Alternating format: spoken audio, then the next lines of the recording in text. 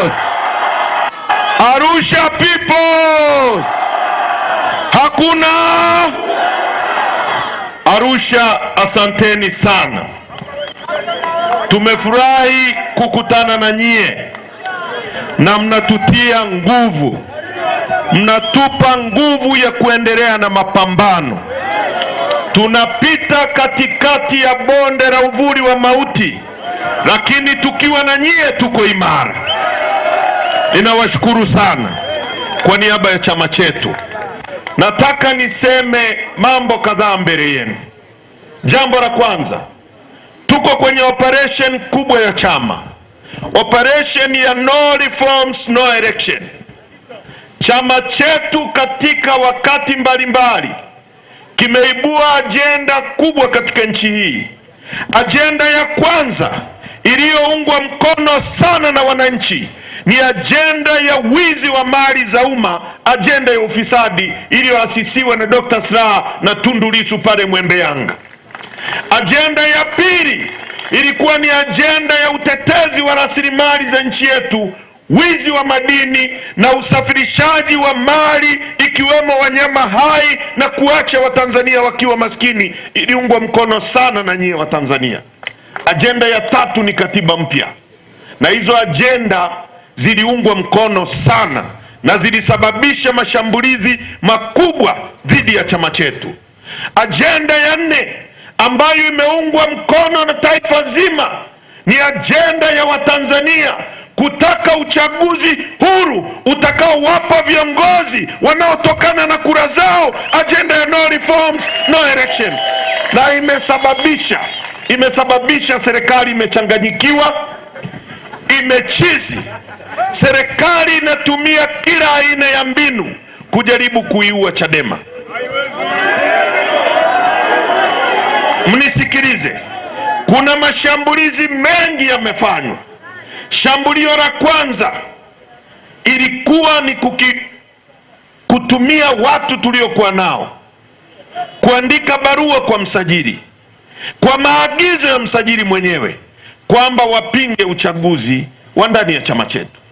Uchaguzi ambao ulikuwa most transparent election, uchaguzi wa wazi uliorushwa na TV zote, kila Mtanzania akaushuhudia na taifa zima halikulala, ikiwemo rais hawakulala wakiangalia uchaguzi wa chama chetu ulivyokuwa wa wazi, huru na haki. Kila mtu aliona ule uchaguzi ulivyokuwa huru, haki. Wakaandika hiyo barua mwezi wa 3, wakaipeleka kwa msajili. Lakini vile vile wakatumia viongozi tuliokuwa nao kutoka Zanzibar.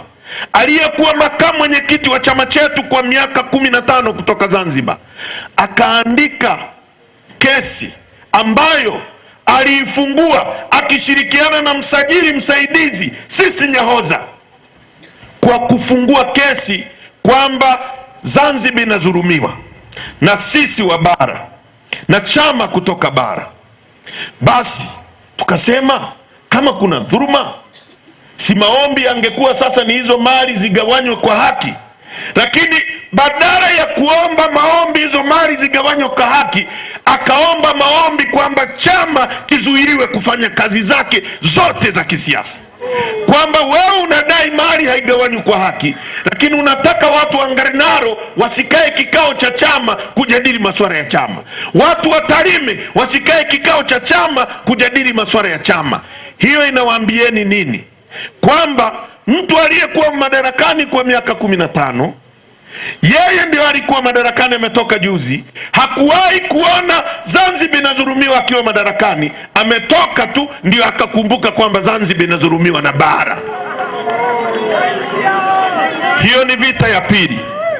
Vita ya tatu ikawa ni kumkamata mwenyekiti wetu tukiwa Mbinga. Wakamfungulia kesi ya uhaini ya uongo. Mtu aliyepigwa risasi 16, Mungu akamuokoa, amesimama akiwa na risasi mwilini mwake. Kesi ya uhaini, watu wa Arusha, hukumu yake ni kunyongwa mpaka kufa ukikutwa guilty. Wanajaribu wamuue Lissu. Wakategemea chama kitapara rais, kitarudi ndani, kitaenda kulia free Lissu, free Lissu. Tulipokutana kwenye kikao nilichokiongoza, tukasema akipigwa mmoja wetu risasi, tuliobaki tunasonga mbele ili tudai haki ya yule aliyepigwa risasi. Tukaanzisha na tukaendelea na operation aliyokuwa ameanzisha Tundu Lissu. Tulipoenda kanda ya Ziwa, mapokeo yamekuwa makubwa kuliko walivyotegemea. Wakajaribu na kuanzisha chama kikaragosi. Hizi zote ni mbinu za kujaribu kuishambulia Chadema, lakini nyie wa Tanzania mmekataa kuona Chadema inakufa mbele ya macho yenu, mnaendelea kuiunga mkono. Sasa jana mmemsikia msajili amesema kwamba anaifutia Chadema ruzuku, anatishia kukifuta chama hiki kinyume cha utaratibu wa sheria.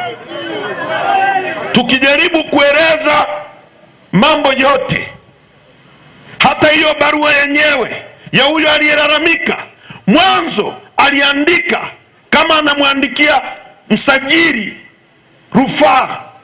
Sisi tukamjibu msajili kwamba wewe sio mamlaka ya rufaa ndani ya chama chetu. Chama chetu kina vyombo vyake vya kufanya rufaa kama mtu ana malalamiko. Kwa hiyo kama mtu amekuja kwako, mwambie arudi ndani ya chama, ashughulikiwe ndani ya chama. Msajili akamwambia toa hiyo barua, andika barua kama malalamiko. Kwa hiyo barua yenyewe imeandikwa na msajili, yeye ndio mshtaki, yeye ndio mlalamikaji, alafu yeye ndio jaji anayetaka kutoa hukumu dhidi ya chama chetu. Sasa ndugu zangu, maamuzi ya tuliotoa tarehe 23 na tarehe 24 ni maamuzi ya kamati kuu ya chama chetu, hayakuwa maamuzi yangu binafsi. Chama chetu kilisema barua ya msajili ni batili kupitia kamati kuu ya chama chetu. Sasa na kimeendelea kutambua viongozi wetu wale tuliowateua kwenye baraza kuu la tarehe 22. Tunafanya nini baada ya hapo? Tumeitisha kamati kuu ya chama tarehe 3. Tutarudi kwenye kamati kuu kujadili barua ya msajili na tutatoa mwelekeo wa nchi ni wapi tunaelekea. Nataka nitumie nafasi hii kumwambia Rais Samia, kwa sababu najua ndio yuko nyuma ya hili jambo, kujaribu kuishambulia Chadema na ajenda yake. Rais Samia, ukijaribu kufunga mbinu za kidemokrasia za watu kudai haki yao, watu wanauawa, watu wanatekwa. Mimi nimeambiwa jana kwamba niangalie sana namba zangu zinahesabika. Nataka niwaambie watu wa Arusha, sitakimbia nchi hii hata dakika moja. Nitakuwepo kama damu yangu itamwagika katika kutetea haki na usawa katika nchi hii, na imwagike, lakini msirudi nyuma, tusonge mbele mpaka tutakapopata mabadiliko ya nchi hii. Ndugu zangu wa Tanzania, huyu msajili ni adui wa demokrasia ya nchi yetu. Alifanya hivyo kwa CUF. Lipumba aliyejiuzuru mwenyewe mbele ya uso wa dunia, akatoka kwenye chama, akabaki Maalim Seif. Lipumba akaenda akakaa miezi iliyotosha, akarudi msajili akapora chama, akamkabidhi Lipumba na akampa ruzuku Lipumba.